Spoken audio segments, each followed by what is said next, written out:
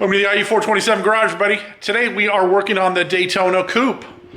And my hope is to get that Gen 2 Coyote and T56 transmission mounted in the chassis. So come right back and we'll get to it.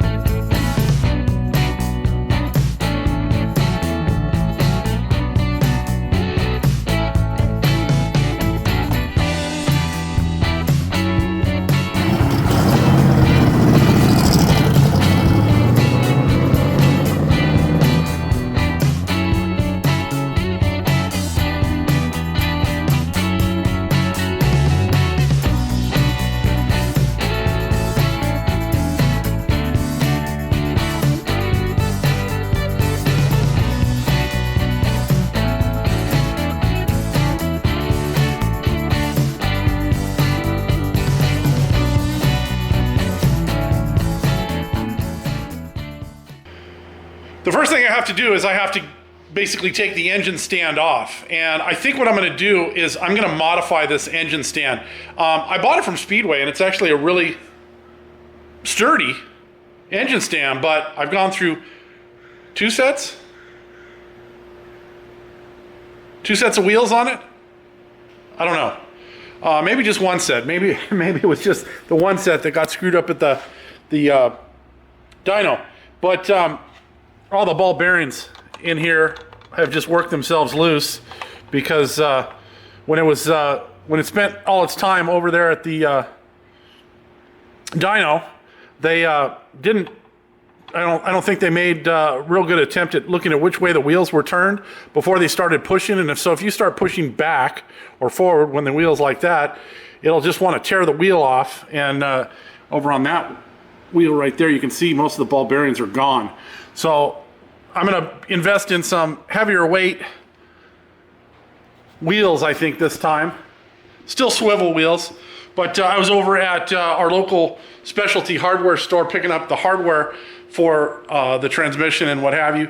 And notice they have some that are rated for like 200 and 300 pounds. So I may get those. Now, granted, that's just for one wheel, and what you're supposed to do is figure the combined weight of what you're moving, because there's not supposed to be the maximum weight on each wheel at every given time. So with 4 wheels rated at 100 or 150 pounds a piece times 4, that'll give you what your total capacity is. And they probably would have worked fine for me in the shop because I've got the same type of wheels on the engine stand that the 5-liter first gen, not a Coyote, but pushrod engine is for the Mustang. And I've moved that around a bunch of times and I'm not having any trouble with those wheels. So like I said, I'm gonna probably invest in some other wheels for this, but I have to modify this stand because as you can see, there is a gusset right here, and that interferes with the Moroso oil pan. And so what I'm gonna try to do is see about notching this section right here and making myself some more room. The other alternative would be to, cut this weld and then add another piece that comes straight off of the engine mount on there. And I don't know that I'm willing to do that. The engine stand wasn't that expensive. I think I paid, just over $100 for it. But if I start putting $200 worth of labor into it, it doesn't make a whole lot of economical sense. So we'll see. But I can just bolt this to that engine over there, which is a first gen Coyote that hasn't had the oil pan changed on it yet, and it bolts right to it. So I may do that, and then once we get to that point of putting the engine in said Cobra over here, then I'll change out the oil pan then, but we'll see. Got on kind of a sidetrack there, but what I've got to do on here is get the engine stand off of the engine and then bolt the motor mounts onto it, or engine mounts, as a lot of people like to correct me on. But after I do that, so I'm going to take this stand off as well. put that motor engine mount on this side, and then I've got the starter sitting up here in a box, and I've got to get it bolted to the engine as well, because there's really nothing in the way when this engine goes in on a coupe versus like a Mark IV that we'll be fighting the starter in any way. So I'm just going to go ahead and bolt it in now, because it's just much easier to do while it's sitting on the engine hoist than to do it either in the car or previously on the engine stand. It's kind of easier now than it would be later, even though I've got the lift. So I'm just going to do it now, and then I'm going to go ahead, probably set this on the ground overnight, because I don't like leaving it up in the air for extended periods of time.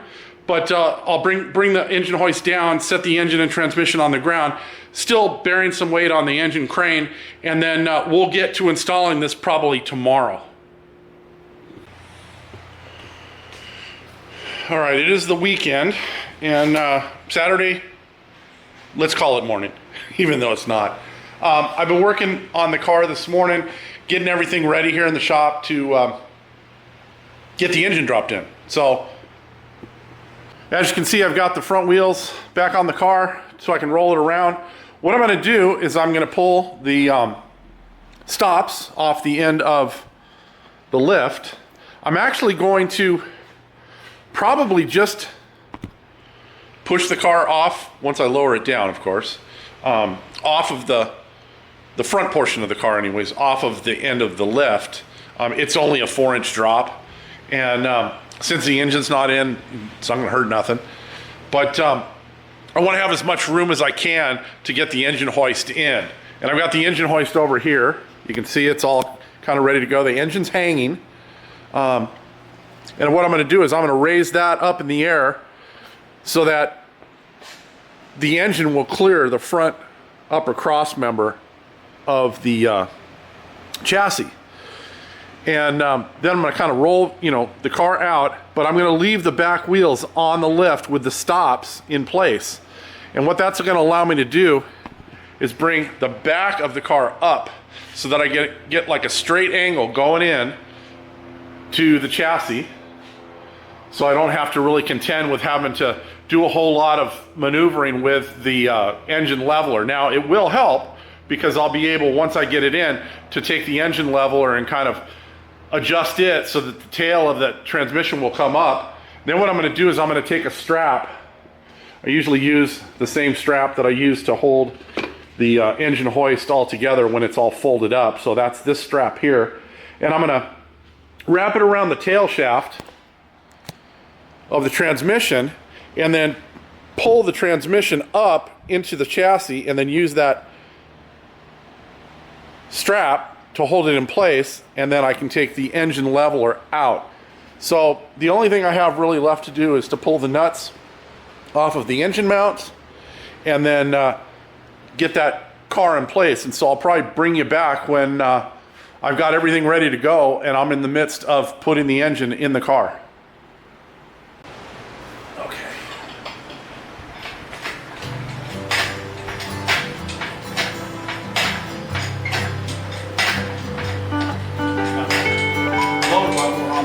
Only because I made the transmission out that way, so.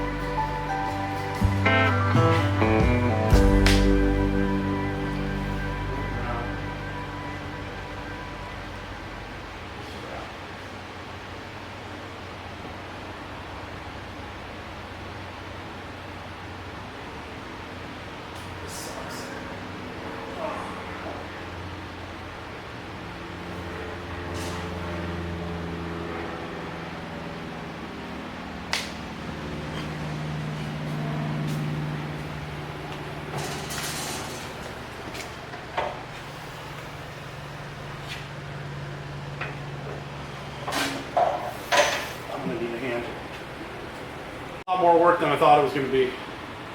I had the engine leveler with the handle to the back because that's the way we needed it when we made it up to transmission. And I should have set the engine down, turned the leveler around, repicked the engine, and then done it that way. As it was, we had to pull out the dash and the firewall to get the engine in, because the handle of the leveler was hitting the dash. And rather than fighting it, I just pulled it out. And then we got the engine a little bit farther in, and the shifter was hitting the inside of the tunnel. So the chassis members on the top of the tunnel were in the way. Now, it shouldn't have been, but this is a T56. The TKX and the TKO 5 and 600 are much shorter. So that was probably the problem, that the transmission is longer, and it was difficult to get in. We finally managed to get the engine level by hooking up a strap and pulling the driver's side of the engine up, and that kind of got us past the two oil drain plugs. Actually, the one on the passenger side isn't a drain plug, it's for a sensor, but there's a plug in there nonetheless, and it was in the way.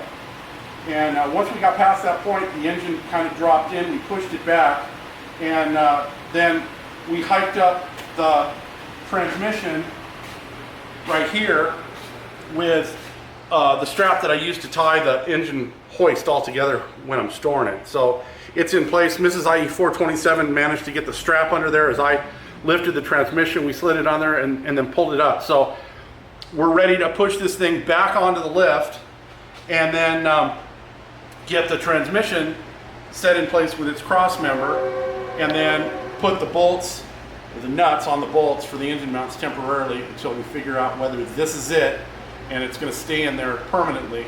I'm hoping that's the case, but I'll bring you back as soon as I've got it back on the lift and we're ready to do some of this other work. I think that's where I'm going to leave this one. The engine's in. I've got some things that I need to discuss with the car owner. We need to decide what we're doing for an accelerator pedal, because I've gone upstairs and I can't even find what would have been the factory supplied accelerator pedal for the Coupe. So we need to figure something else for that. I do know that the intake manifold does have a provision for a cable style accelerator, so we're good there. We'll just need to source a cable, but we need to figure out what we're going to do for an accelerator pedal. I'll probably pick up in the next video on mounting the transmission. I'm probably going to take the drive shaft and give it a coat of paint, because it's just been moved around and kind of beat up to the point where there's a lot of scratches in the black paint that are on it. So I'm just going to take it outside. I'm going to touch it up. We've got a pretty nice day today. I might be able to do it this afternoon. But that's where I'm going to leave it. As always, if you guys are enjoying the content here, please do the like, the share, the subscribe, all that kind of stuff. We'll see you next time. Have a great day.